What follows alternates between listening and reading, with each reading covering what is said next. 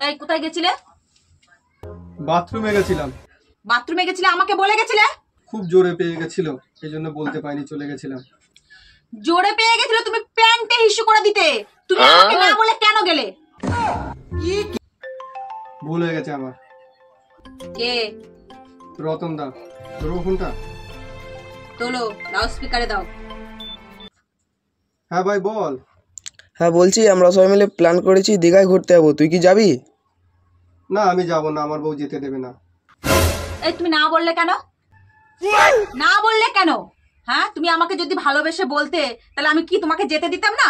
ও, তুমি আমাকে যেতে দেবে? হ্যাঁ বলছি শোনা, আমার বন্ধুরা সবাই মিলে একটু দীঘা যাচ্ছে, আমি যাব। একদম না, কোথাও না।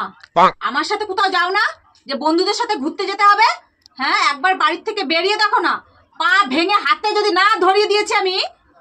এই তো জীবন।